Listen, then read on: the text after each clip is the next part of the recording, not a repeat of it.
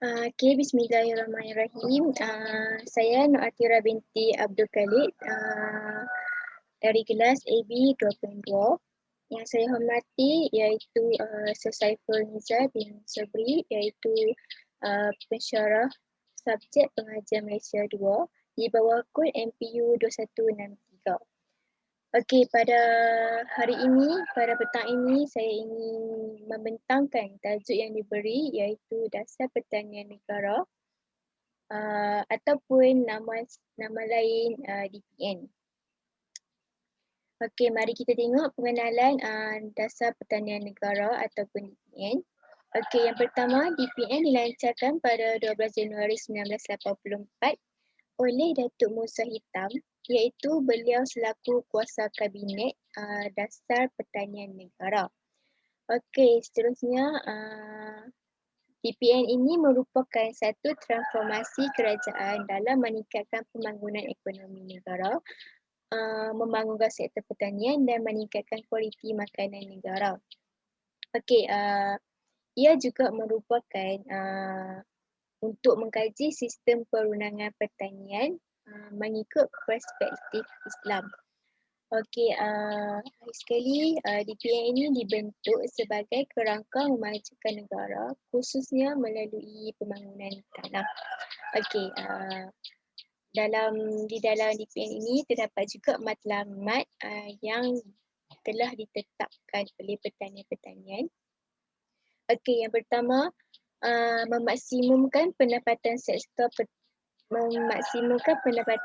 pertanian serta pendapatan pekebun kecil, iaitu untuk mendapatkan peningkatan daya pengeluaran dan meningkatkan hasil dan mutu komoditi ekspor. Okey. Dan contohnya sektor pertanian ini mereka nak tingkatkan lagi daya pengeluaran sawah padi, beras dan segalanya itu, dan mereka juga nak meningkatkan hasil dan mutu komoditi ekspor. Okey. Yang kedua, meningkatkan pengeluaran pertanian termasuk penerokaan sumber pertumbuhan baru. Okey, yang ketiga, mengembangkan aktiviti pemprosesan berasaskan pertanian dan kepelbagaian produk, memperkukuhkan pasaran dan rangkaian global. Okey, yang terakhir, meningkatkan pendapatan pekebun kecil, petani dan nelayan dan menambah baik sistem penyampaian perkhidmatan. Okey, dalam masa yang sama, Dasar Pertanian Negara ni dia dapat meningkatkan pendapatan pekebun kecil. Contoh dia macam pekebun kecil ni tanam sayur-sayuran di tepi-tepi batas kecil kat kampung tu. Lepas tu mereka pekebun kecil ni lah ambil jual hasil tanam mereka tu dekat pasar boron untuk pengguna. Okey. Petani juga boleh meningkatkan pendapatan. Dan nelayan ni mereka menggunakan hasil laut untuk sebagai pendapatan harian mereka seperti ikan, ketam dan sebagainya. Itu semua hasil-hasil laut oleh nelayan. Okey, seterusnya mari kita tengok dasar pertanian negara ini terbahagi kepada 3 tahap. Okey, yang pertama DPN pertama dimulakan pada tahun 1984 hingga 1991. Okey, seterusnya DPN 2 pada tahun 1992 hingga 1997. Okey, yang ketiga DPN 3 iaitu pada tahun 1998 hingga 2010. Okey, mari kita tengok yang pertama. Dasar Pertanian Negara pertama pada tahun 1984 hingga 1991. Okey, memberi penekanan dalam membangunkan sektor pertanian yang berorientasikan ekspor. Seterusnya, DPN juga memberi penekanan kepada dasar ekspansionari yang mengutamakan tanaman komoditi seperti kelapa sawit dan koko. Okey, DPN Dasar Pertanian Negara yang pertama ni mereka mereka mengutamakan tanaman seperti kelapa sawit dan koko. Sebab apa? Kelapa sawit dan koko ni boleh buat pendapatan, boleh tambah boleh menjana pendapatan negara. Contohnya kelapa ni kita boleh buat kelapa sawit, minyak kelapa sawit dan sebagainya. Kalau koko pula kita boleh buat serbuk koko seperti coklat dan sebagainya. Okey, seterusnya kerajaan telah melabur dalam pembangunan infrastruktur, pembangunan institu dan pembangunan permukaan tanah baru bagi memajukan tanaman kelapa sawit dan koko. Itulah dulu masa dasar pertanian negara pertama ni, kelapa sawit dan koko lah yang tanaman yang paling popular, yang paling mereka sering guna, ataupun tanaman yang uh, tak pernah dihapuskan, tapi sekarang dah hapuskan sebab kita ada banyak lagi, contohnya getah, sawah padi untuk nak menambah pertanian negara. Okey. Seterusnya, dasar pertanian negara yang kedua pada tahun 1992 hingga 1997. Okey, mari kita tengok dia punya isi-isi dia. Okey. Dasar pertanian negara kedua ni ditubuhkan kerana pada TPN 1, dasar pertanian negara tahap pertama tidak berjaya kerana KDNK dan kerana KDNK dan guna tenaga turun. Maksud dia di tahap 1 ni mereka kurang sumber pertanian ni disebabkan guna tenaga turun. Okey. Kedua, dasar DPN juga ditubuhkan untuk penumpuan kepada institu pembangunan tanah sedia ada.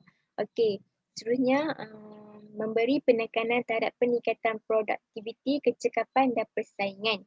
Maksud dia kat sini mereka ni nak bersaing untuk nak menjana pendapatan negara, untuk bersaing terhadap pertanian, untuk menambahkan lagi sektor-sektor pertanian di negara kita. Okey, oleh itu disebabkan dengan memberi penekanan ni, DPN kedua ni menubuhkan tanaman lading seperti kelapa sawit diberi perhatian dengan usaha-usaha meluaskan kawasan penanamannya. Contohnya kita tengok dekat highway-highway ataupun kita tengok kat lebuh-lebuh raya, bila kita lalu dari situ ada juga kita nampak deretan kelapa sawit je penuh kan. So itulah yang makna kata kat situ dasar pertanian negara ni tidak boleh dipupuskan dengan semudahnya. Sebab dekat situ kita boleh tambahkan lagi pendapatan dan pertanian negara oleh penduduk-penduduk di sekitar tersebut. Okey, sebab itulah kawasan kelapa sawit ni penuh dekat lebuh raya.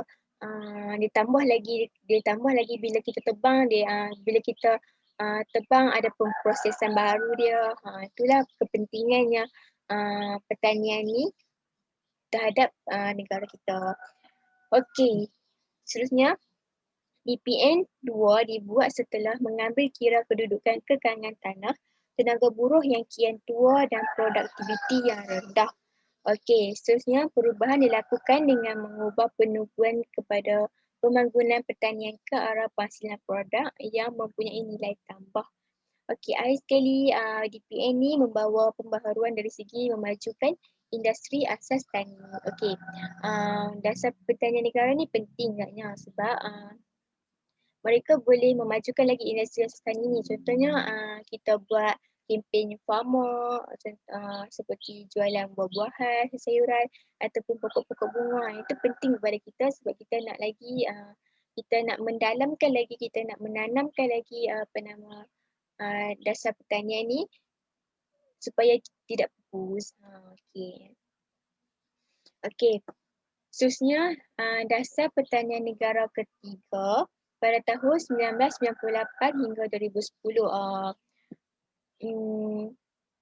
Seperti mana yang saya tahu, dasar pertanian negara ketiga ni diguna pakai sehingga ke hari ini.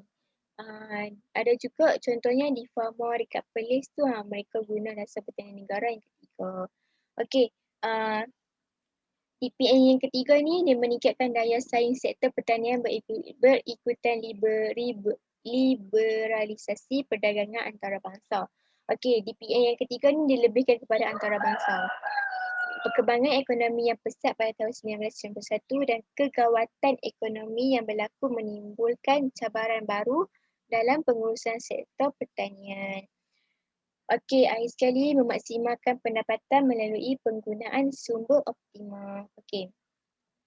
Okey, dekat DPN ketiga ni, dia juga mempunyai objektiviti yang tersendiri. Seperti DPN ketiga ni, negara nak meningkatkan sekuriti makanan seperti ataupun food security dan menjamin bekalan makanan berterusan. Okey, contohnya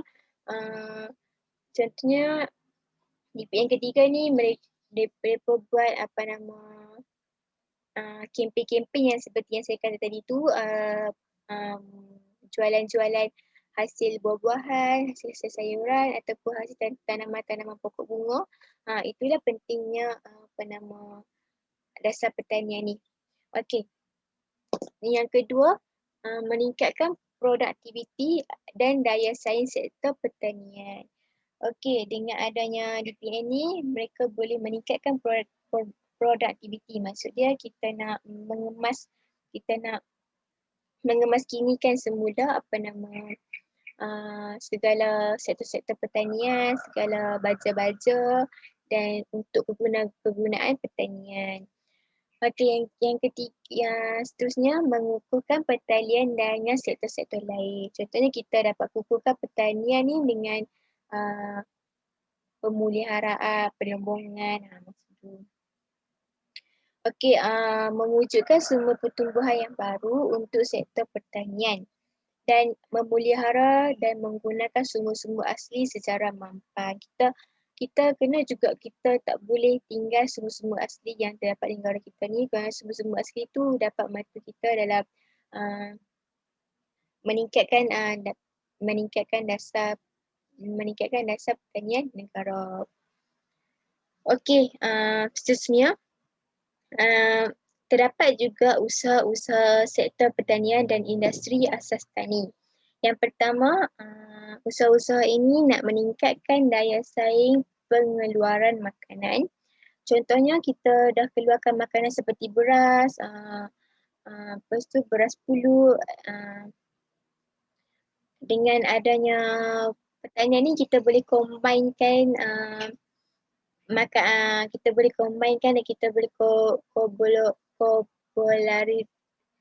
boleh combinekan dengan makanan-makanan yang sedia ada seperti di pasar-pasar raya lah. Okey, yang kedua mengurangkan divisi imbangan dagangan untuk makanan.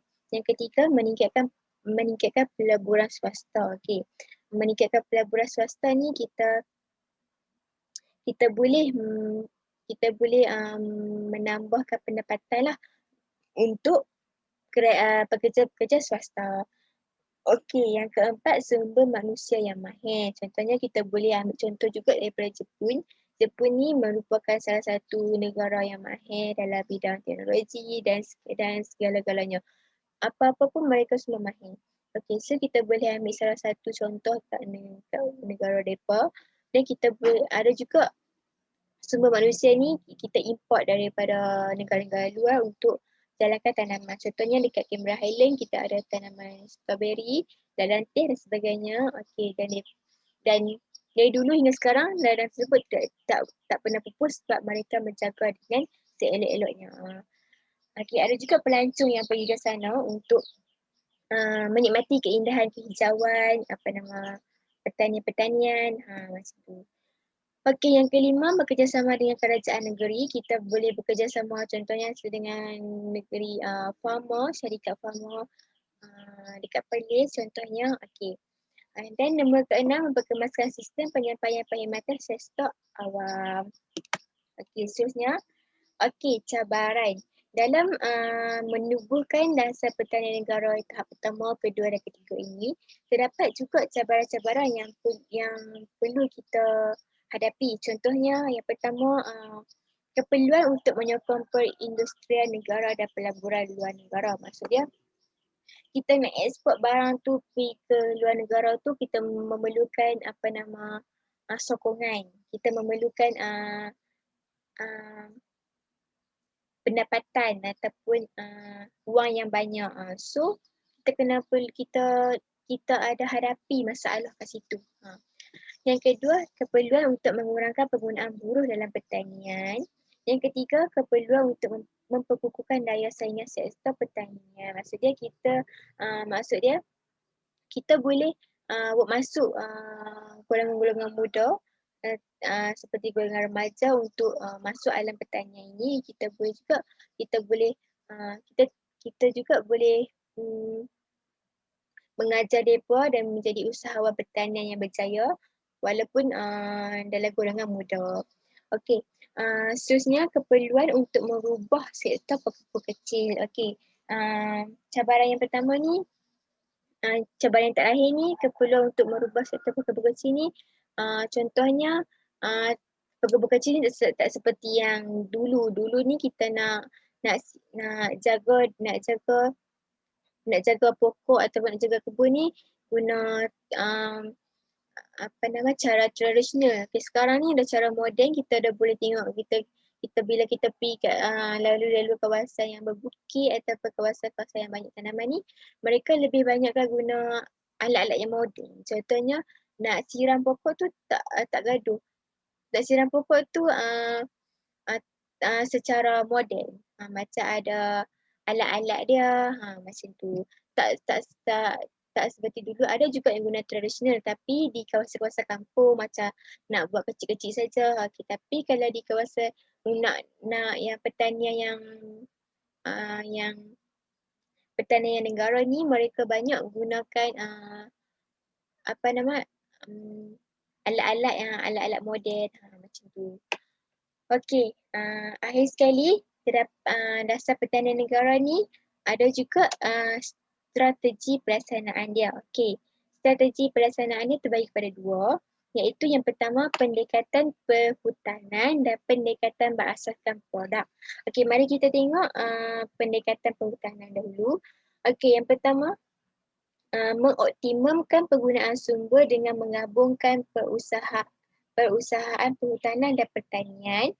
Okey, yang kedua mengeluarkan hasil pertanian dan perhutanan daripada tanah yang sama. Contohnya bila kita dah cucuk tanam, bila kita dah berjaya mengeluarkan hasil pertanian tu, kita guna semula tanah yang sama tu untuk menambahkan lagi hasil pertanian kita. Okey. Seterusnya menggalakkan penyertaan sektor swasta dalam penanaman komersial dan meningkatkan bekalan balok. Okey, balok juga kita perlu tingkatkan sebab boleh guna untuk kita boleh guna untuk bercucuk tanam ataupun berkebun-kebun ataupun dalam pertanian ni. Okey. Seterusnya kita tengok pula pendekatan berasaskan produk. Yang pertama melengkapkan pendekatan pembangunan berkelompok bagi industri berasaskan pertanian dalam pelan induk perindustrian kedua. Okey, yang ni dia lebih kepada produk. Maksud dia daripada hasil pertanian tu dia pergi kepada kita buat produk, sebuah produk. Okey. Lepas tu meningkatkan pengeluaran hasil pertanian di ladang berdasarkan petunjuk pasaran. Maksud dia bila dah kita hasilkan produk tu, kita dah boleh letak kat pasaran. So kita boleh menambahkan juga pendapatan negara dalam masa yang sama oleh pertanian ni. Okey, yang akhir sekali mengenal pasti dan memperluas peluang pasaran melalui aktiviti R&D ataupun kempen-kempen yang terdapat dalam negara kita ni. Okey, itu sahaja daripada saya. Sedikit pembentangan mengenai tajuk yang diberi iaitu dasar pertanian negara. Okey, yang saya kesimpulannya, dasar pertanian negara ni sangat penting kepada penduduk di negara kita ni untuk yang pertama kita dapat menambahkan lagi makanan, sumber-sumber makanan di negara kita. Kita boleh juga menambahkan pendapatan pekebun kecil, petani ataupun nelayan.